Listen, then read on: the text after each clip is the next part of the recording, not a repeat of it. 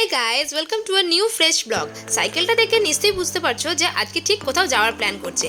একদম ঠিক ভেবেছো। আজকে নীলাদ্রির পাপা চলে যাচ্ছে একটা নতুন দিশায়। চলে যাচ্ছে ওরা আজকে তারকেশ্বরের দিকে। অ্যাজ পার ওয়েদার ফোরকাস্টিং আজকে কিন্তু 43 ডিগ্রি টেম্পারেচার হওয়ার কথা। এই 43 ডিগ্রি টেম্পারেচারে এতটা রাস্তা পারবে তো এই চ্যালেঞ্জটা নিতে? ভগবানের প্রতি অশেষ শ্রদ্ধা আর নিজের ওপর বিশ্বাস রেখে এগিয়ে পড়লো তারকেশ্বরের দিকে। ঘড়ির কাঁটায় ঠিক তখন 6:30 যখন নীলাদ্রির পাপা রওনা দিল।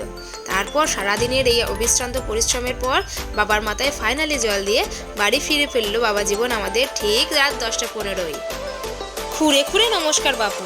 সাইকেলে করে একদিনের মধ্যে 135 থেকে 40 কিলোমিটার, ভাবা যায়?